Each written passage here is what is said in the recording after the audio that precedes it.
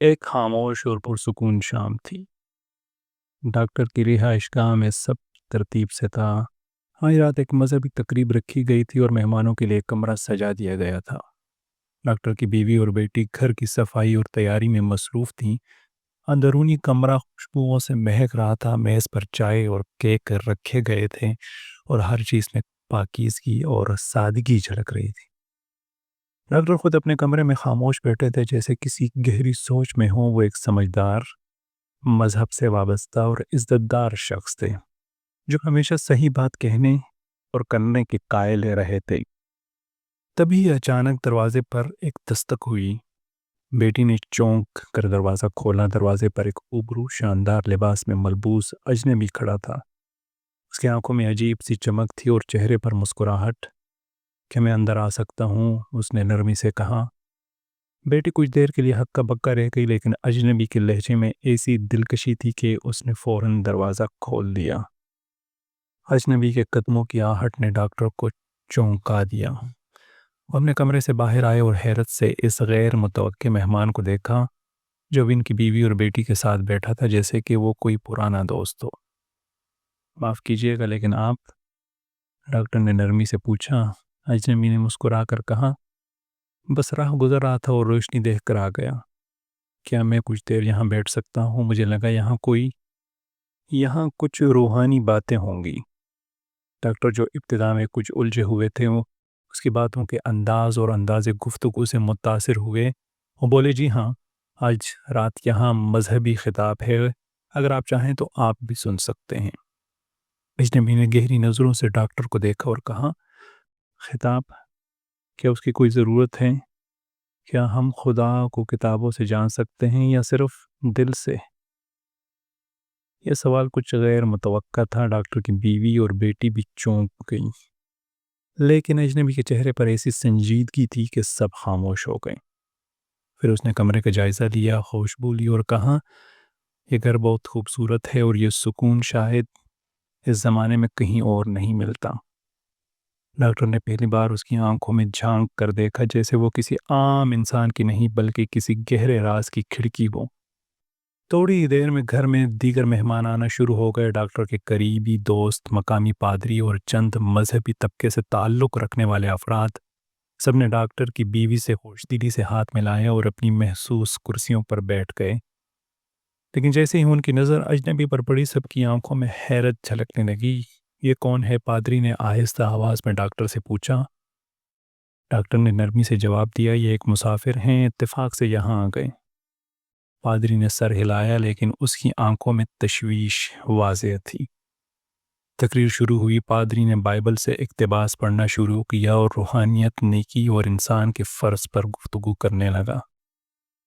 لیکن اجنبی اپنی جگہ خاموش بیٹھا رہا۔ اس کے چہرے پر عجیب سی ہنسی تھی، نہ مذاق اڑانے والی، نہ تحقیر بری، بلکہ ایسی جیسے وہ سب کچھ جانتا ہو اور یہ سب بس ایک دہراؤ محسوس کرتا ہوں۔ اچانک جب پادری نے کہا، ہم سب گنہگار ہیں اور صرف خدا کی رحمت ہی ہمیں نجات دے سکتی ہے، تو اجنبی بول پڑا، کیا آپ واقعی نجات چاہتے ہیں یا بس اس کا تصور؟ کمرے میں سناٹا چھا گیا۔ سب کی نظریں اس پر جم گئی۔ پادری نے سخت لہجے میں کہا، ہمیں کسی اجنبی کی بے ادبی کی ضرورت نہیں۔ اجنبی نے مسکرا کر کہا، میں بے ادبی نہیں کر رہا، صرف سچ پوچھ رہا ہوں۔ کبھی کبھی ہم جو کچھ سیکھتے ہیں وہ ہمیں سچائی سے دور بھی لے جا سکتا ہے۔ پادری نے اجنبی کے الفاظ پر غصے کو دبانے کی کوشش کی، لیکن باقی مہمانوں کے چہرے پر بے چینی صاف نظر آنے لگی۔ سبھی خاموش تھے، جیسے کسی نے ان کے دل کی بات کہتی ہو، لیکن وہ ماننے سے جھجک رہے ہوں۔ ڈاکٹر نے بیچ بچاؤ کرتے ہوئے بات بدلی، چلیے چائے پی لی جائے، شاید گفتگو تھوڑی ہلکی ہو جائے۔ چائے کی پیالیوں کے ساتھ خاموشی کا ایک دبیس پردہ کمرے پر چھا گیا۔ اجنبی نے اپنی پیالی لی اور کھڑکی کے قریب جا کر کھڑا ہو گیا۔ باہر رات پوری طرح چھا چکی تھی اور برف کے ہلکے ذرات ہوا میں تیر رہے تھے۔ اس نے آسمان کی طرف دیکھتے ہوئے آہستہ سے کہا، کتنا خوبصورت سکوت ہے، لیکن اندرونی شور ہم سے کبھی پیچھا نہیں چھوڑتا۔ ہے نا؟ ڈاکٹر کی بیٹی جو شروع سے ہی اس کی شخصیت سے متاثر نظر آ رہی تھی آہستہ سے اس کے قریب گئی اور پوچھا، آپ آخر ہیں کون؟ اجنبی نے نظریں اس کی طرف موڑی، اس کی آنکھوں میں کچھ ایسا تھا جو لفظوں سے بیان نہ ہو سکتا تھا، جیسے صدیوں کی تھکن، دکھ اور ایک پر اسرار مسکراہٹ۔ میں صرف ایک مسافر ہوں جو تمہارے شہر سے گزر رہا ہے۔ پھر وہ رکا اور کہا، شاید کچھ وقت کے لیے تمہارے دل سے بھی۔ اس کے یہ الفاظ لڑکی کے دل پر جیسے گہرا نقش چھوڑ گئے۔ وہ کچھ بول نہ سکی۔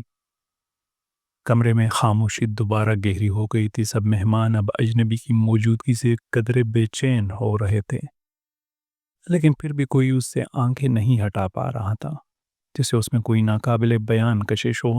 ڈاکٹر کی بیوی نے آہستہ سے اپنے شوہر سے کہا، یہ شخص عجیب سا ہے، ہمیں پادری کی بات مان کر اسے رخصت کر دینا چاہیے۔ ڈاکٹر نے کچھ دیر سوچا، پھر دھیمے لہجے میں کہا، نہیں، وہ گستاخی نہیں کر رہا، شاید وہ ہمیں کچھ آئینہ دکھا رہا ہے جو ہم دیکھنا نہیں چاہتے۔ اسی لمحے اجنبی نے کمرے میں سب کی طرف دیکھا اور کہا، آپ سب نیک دل لوگ ہیں، آپ خدا کے قریب جانا چاہتے ہیں، لیکن کیا آپ نے کبھی اس کی آواز واقعی سنی ہے؟ پادری نے بے چینی سے جواب دیا، ہم اس کی تعلیمات کی پیروی کرتے ہیں، یہی کافی ہے۔ اجنبی آہستہ سے ہنسا، تعلیمات؟ جی ہاں، لیکن کیا تم نے کبھی خاموشی میں اس سے براہ راست بات کی؟ نہ کسی کتاب سے، نہ کسی روایت سے؟ پھر وہ صوفے پر بیٹھا جیسے تھک گیا ہو۔ اس نے آنکھیں بند کر لیں، اس کے چہرے پر سکون تھا، لیکن باقی سب کی آنکھوں میں سوال۔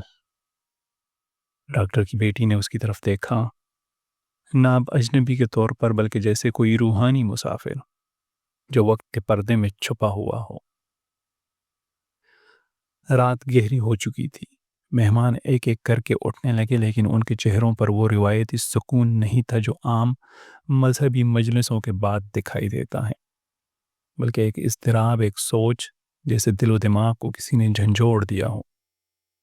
پادری نے جاتے جاتے ڈاکٹر سے کہا، خدا تمہیں ہدایت دے میرے دوست، اس شخص کی باتوں میں شک کا بیج ہے۔ ڈاکٹر نے صرف سر ہلا دیا، جیسے وہ خود بھی کسی الجھن میں ہو۔ اب کمرے میں صرف ڈاکٹر، اس کی بیوی، بیٹی اور وہ اجنبی رہ گئے تھے۔ اجنبی بدستور صوفے پر بیٹھا تھا جیسے وہ کسی اور دنیا میں ہو۔ ڈاکٹر نے آخرکار اس سے پوچھ ہی لیا، کیا آپ کو رات ہمارے ساتھ گزارنی ہے؟ باہر برف ہو رہی ہے اور کوئی ہوٹل بھی قریب نہیں۔ اجنبی نے آہستہ سے آنکھیں کھولی اور نرمی سے مسکرا کر کہا، نہیں شکریہ، میری رہائش کہیں اور ہے، شاید وہاں جہاں تم مجھے تلاش نہیں کر سکو گے۔ ڈاکٹر حیران ہوا، کیا مطلب؟ اجنبی نے جواب دیا، میں ہمیشہ رہتا ہوں ان دلوں میں جو سچائی کے لیے بے چین ہوتے ہیں، میں کوئی عام شخص نہیں ڈاکٹر صاحب۔ یہ کہتے ہوئے اس نے اپنا کوٹ پہنا، ٹوپی سنبھالی اور دروازے کی طرف بڑھا۔ بیٹی نے بے ساختہ پوچھا، کیا آپ ہم سے دوبارہ ملیں گے؟ اجنبی رکا، اس نے پلٹ کر دیکھا اور کہا، جب تم واقعی سوال کرو گی اپنے اندر۔ اور پھر وہ دروازہ کھول کر برف میں گم ہو گیا۔ دروازہ بند ہونے کے بعد کمرے میں ایک گہری خاموشی چھا گئی، صرف باہر برف گرنے کی مدھم آواز سنائی دے رہی تھی، جیسے فطرت خود اس لمحے کا احترام کر رہی ہو۔ ڈاکٹر کی بیٹی کھڑکی کے پاس جا کھڑی ہوئی، اس نے باہر جھانکا، لیکن وہ اجنبی کہیں دکھائی نہ دیا، جیسے وہ کبھی آیا ہی نہ ہو۔ اس کے وجود کی خوشبو اور اس کی باتوں کا اثر مگر فضا میں اب بھی باقی تھا۔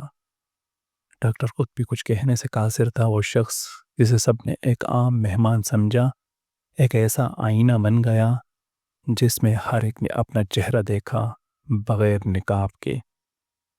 بیوی نے دھیمی آواز میں کہا، کیا وہ کوئی عام انسان تھا یا کچھ اور؟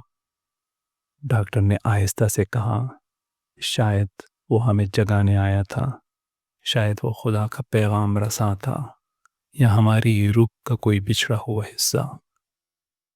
بیٹی نے کچھ نہیں کہا، اس کی آنکھوں میں نمی تھی، لیکن چہرے پر ایک نئی روشنی، جیسے کسی نے اس کے دل میں چراغ روشن کر دیا ہو۔ اسی رات کسی نے شہر میں اس اجنبی کو دوبارہ نہیں دیکھا، اور کچھ عرصے بعد ڈاکٹر کے گھر کی فضا ہمیشہ کے لیے بدل گئی۔ اب وہ مذہب کو صرف رسومات کے طور پر نہیں دیکھتے تھے، بلکہ ایک ذاتی اندرونی سفر کے طور پر، جیسا کہ وہ اجنبی چاہتا تھا۔